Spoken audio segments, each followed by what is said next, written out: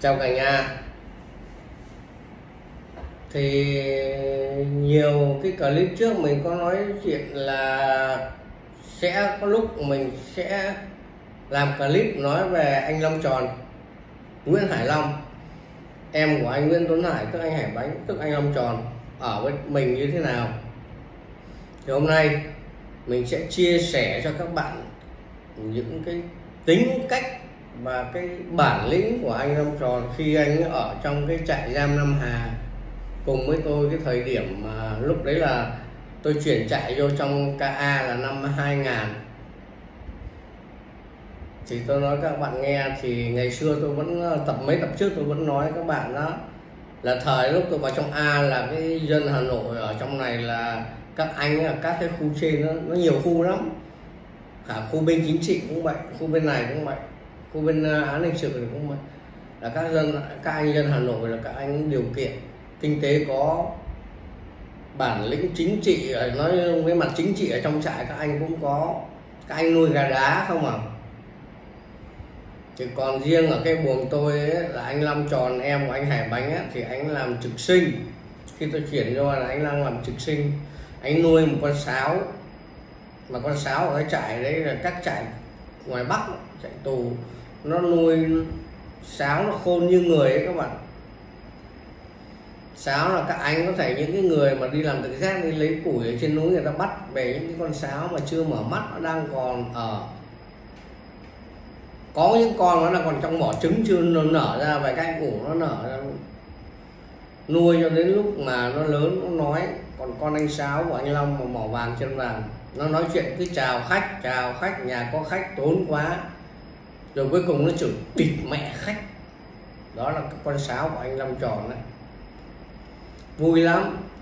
Thì anh ấy này, tôi nói là hôm nay tôi chia sẻ về anh, thì đó, anh nuôi một con sáo và gà đá. Gà đá là mấy tập trước tôi đã nói các bạn rồi, là anh úp ở trước cái cửa tivi, anh nằm ở sàn này mà anh úp ở chỗ giữa cổng vào, cái đi vào buồng giam là đến cái sàn ngắn, rồi qua cửa phải đi đến cái sàn ngắn, rồi cái bong ke ở giữa đấy, thì anh đặt ngay cái con lồng gà đá của anh úp cái chuồng gà đó đó. Rồi anh cái phòng cái góc của anh là anh nằm với toàn cảnh với anh Tuấn Anh, cũng độ 14, anh Dũng xíu nhà tôi.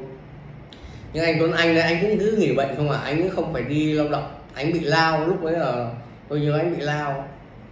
Còn toàn cảnh thì đi đội với anh Dũng xíu nhà tôi. Thì toàn cảnh về, toàn cảnh nó cũng cao to đẹp trai mà ít nói. Rồi hình như tôi nghe nói nó là ngoài đời là đi với bọn anh Sơn Bạch Tạ, thì nó vào hỏa lò, nó án 6 năm, nó tăng án, nó rạch người ta tăng lên 6 năm, nó là 12 năm. Nó ở với anh Long Tròn. Thì đến cái khúc này thì tôi nói cho các bạn nghe, thì có vào một cái buổi sáng, lúc khoảng tôi nhớ không nhầm ấy, là cái ngày đó là anh nuôi con gà mái đá nữa, gà chọi đá, gà mái. Nhưng mà lúc bắt đầu buổi sáng là anh Long, anh ở dưới, anh cầm cái điều khiển tivi mà anh hay dậy sớm, anh dạy sáo nói. Anh Long Tròn anh dậy sớm, nó đúng giờ giấc lắm, anh dậy rồi anh tập thể dục. Chứ còn các cái nơi, các quỹ khác, các mâm khác thì tụ tập cờ bạc hay ăn nhậu. Nhưng riêng tôi thấy anh Long Tròn là không bao giờ anh tụ tập, không tụ tập băng nhóm, anh chỉ có 3 người. Còn dân Hà Nội đi qua là tất cả đi buồng ốm nhà tôi là phải đi qua cái buồng nhà tôi hết. Đó, đi xuống khu bệnh xá hay các thứ là phải đi qua buồng nhà tôi hết, là gặp anh Long thì đi qua ứng chào hỏi với anh Long hay nói chuyện với anh, chứ không có vào trong khu của anh ấy. Anh Long anh trực với buồng tôi là một buồng riêng biệt, không có tụ tập băng nhóm. Là tôi là người tôi chứng kiến anh không băng nhóm, không có tụ tập. Thì một buổi sáng cái ngày hôm đó là tôi nhớ là lúc đó là năm 2001 đấy.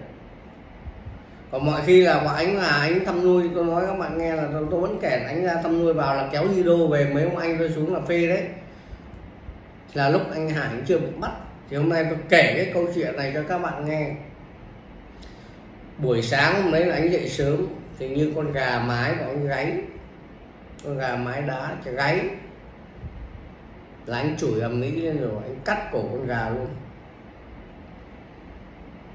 Anh nói là Võ Tắc Thiên ngày xưa gà mái gáy, Võ Tắc Thiên làm loạn. Bá mà nuôi gà đáy, gà mái gáy không biết có chuyện gì không. Đấy thì là lúc đấy tôi chưa ngủ dậy. Tôi nói các bạn nghe thì cứ lúc gà mái gáy đó là tôi chưa ngủ dậy. Thì tôi sau này anh em buổi sáng lúc mà ăn cơm là buổi tối đấy là mấy ông anh tôi nói chuyện, và sáng anh Long dậy là như vậy, là cắt cổ con gà. Thì tôi nói các bạn nghe cái câu chuyện buổi sáng là mình không có biết, nhưng khi đến chiều tầm khoảng mấy giờ chiều đấy là anh bật tivi lên, là anh nghe tin anh trai của anh là anh Hải bị bắt, anh Nguyễn Tuấn Hải bị bắt vì cái tội cố ý gây thương tích, chém nhau ở sòng bài dưới hình như cầu hang hay ở đâu Biên Hòa Đồng Nai ấy. Là tôi nói các bạn nghe là lúc đấy là anh nghe tin bị bắt cái là mặt anh trầm, anh cũng không còn vui cười như mọi khi nữa.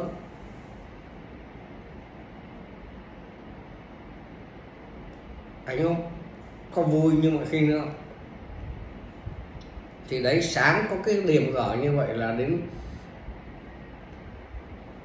buổi chiều anh bật tivi lên là anh nghe cái tin anh Hải bị bắt đấy. Tôi nói các bạn nghe thì một cái thời gian đấy là anh rất buồn. Anh không còn vui vẻ được vì anh Hải bị bắt, mà anh đâu vui vẻ được. Thì chính cái vụ bắt này là cái vụ bắt khởi tố bắt cái vụ anh Hải chém người ở sòng bài ở dưới Đồng Nai á, ở Đồng Nai á, là sau này là bung ra cái vụ bắn chị Dung đó. Thì tôi nói các bạn nghe thì thời điểm này đến một thời gian là anh vẫn cứ anh trầm, là anh không còn vui nhộn như ngày xưa nữa, thì anh vẫn cứ tập thể dục bình thường. Thì tôi nói các bạn nghe như ngày những tập trước tôi đã nói các bạn biết rồi là đội sáng phải đi làm hết, chỉ có anh em bọn tôi ở nhà nghỉ ốm mới được ở nhà thôi. Còn tôi sau này tôi chuyển về bệnh xá thì tôi hay sang nhà anh, tôi vẫn cái xin củi của anh để tôi đun nước tôi tắm, anh cũng vẫn để im tôi đun. Thì hôm nay tôi chứng kiến là khi anh Hải bị bắt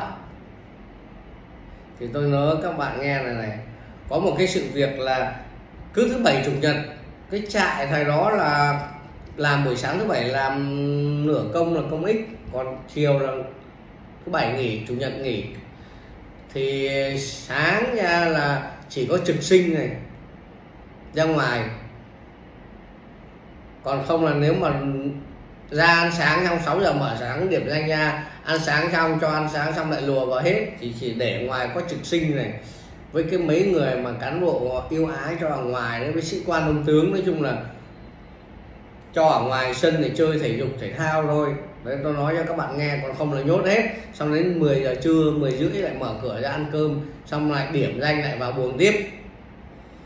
Thì trong cái ngày hôm đó là tôi ra ngoài với bọn anh Sơn Rồng ăn chung mâm với tôi ở ngoài. Anh Sơn Rồng anh đang đá cầu với bọn anh Long Tròn này, tôi này.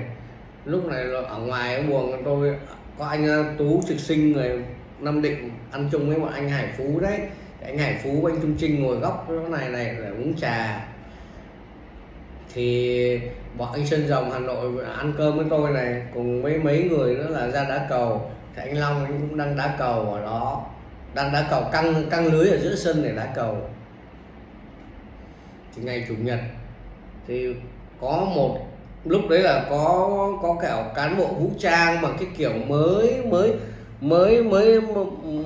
được không biết đây làm nghĩa vụ hay cái gì đó mà không biết, mà cầm cái ba chắc màu đen đi, bắt đầu đi từ trên kia xuống đi tuần. Thì lại cán bộ này trẻ lắm, mới hình như là đang bỏ chổng mà chưa có, hay là cánh gà gì tôi không nhớ nữa, nhưng mà dạng chưa có sao. Tôi nghĩ cái bọn dạng bò chổng hình như là trắng trơn, hoặc là một cánh gà chéo, tôi không nhớ.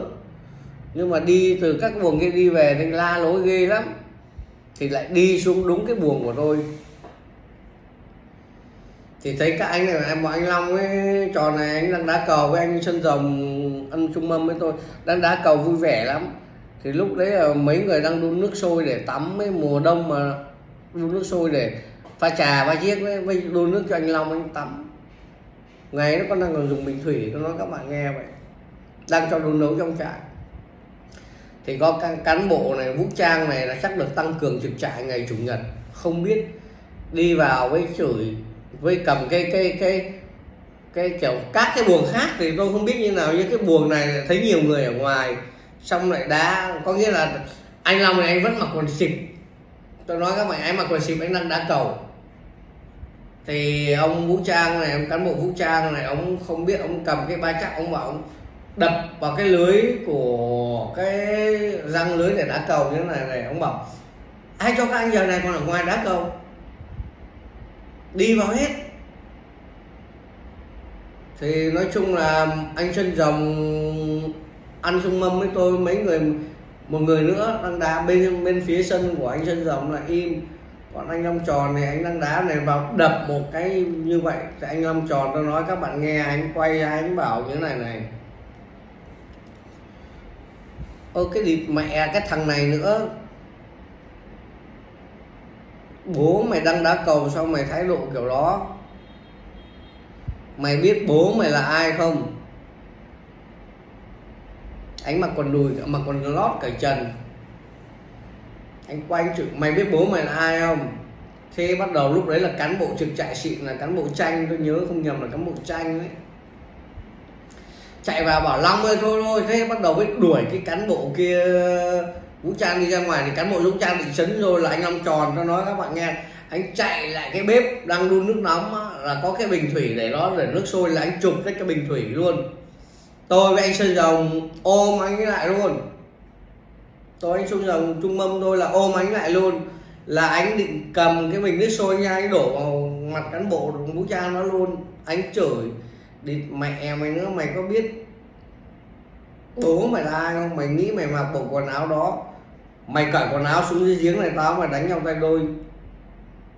Là thì qua cái cửa buồng phòng của tôi thì có một cái giếng to để múc nước cho buồng, cho đội sinh hoạt, mà mỗi đội có một cái giếng mà các bạn, hoặc bể nước. Buồng tôi thì chưa có bể nước cho nên vẫn là dùng cái giếng đào. Là anh chửi thẳng như vậy luôn. Là cán bộ vũ trang kia thấy bắt đầu là thấy nhiều người can, cả là cán bộ vũ trang lúc lấy hoảng là thụt lùi, là cán bộ Tranh chạy từ trên kia chạy xuống, thấy ầm ĩ mà cán bộ Tranh là trực trại chính ngày hôm đó chạy xuống kêu Long ơi thôi Long ơi Long. Thì bắt đầu lúc anh Long Tròn anh chửi, anh dí cán bộ vũ trang kia luôn. Là bọn tôi thì không cho ô cầm bình thủy để đổ nước sôi quay cán bộ, thì cán bộ vũ trang được kéo đi luôn, cán bộ Tranh kéo đi luôn. Nhưng mà tôi nói các bạn nghe đấy, đó là cái sự việc là tôi chứng kiến anh Long Tròn anh hủy ông cán bộ đó luôn. Thì sau cái sự việc ngày hôm đó rồi á, anh chẳng được gì, tôi cũng chẳng thấy bị đi kỷ luật, chẳng có phiền phức gì hết. Đó. Nói chung là không biết là mọi chuyện xử lý như thế nào, nhưng mà tôi thấy anh Long anh vẫn trực sinh, vẫn cứ ra ngoài anh đá cầu bình thường, anh cũng chẳng phải đi lao động, anh cũng chẳng kỷ luật kỷ leo gì hết. Thì tôi hôm nay tôi làm một cái clip ngắn này về anh Long Tròn, em ruột của anh Nguyễn Tuấn Hải, tức anh Hải Bánh đó, để cho các bạn nghe là thực tế nó là như thế đấy. Rồi ngày mai tôi sẽ làm tiếp cái clip khác, hoặc lúc nào rảnh tôi sẽ làm cái clip về anh ấy cầm tiền mặt này, một bó cái tiền này quăng vào mặt cán bộ như thế này, ném vào mặt cán bộ cho các bạn xem. Đấy là tôi hôm nay clip là chia sẻ cho các bạn về cái câu chuyện tôi chứng kiến. Tôi là người chứng kiến trực tiếp, mà anh ôm anh cùng anh Sơn Rồng ôm anh khỏi anh đổ nước sôi vào mặt cán bộ của anh Long Tròn, em ruột anh Hải, để cho các bạn nghe. Đó, cái gì thì các bạn muốn hỏi cái gì, thông tin trực tiếp về tôi hay là về chuyện của anh Long, số điện thoại tôi 0969 318 456. Tôi sẽ trả lời cho các bạn nghe. Chào các bạn, hẹn các bạn video sau.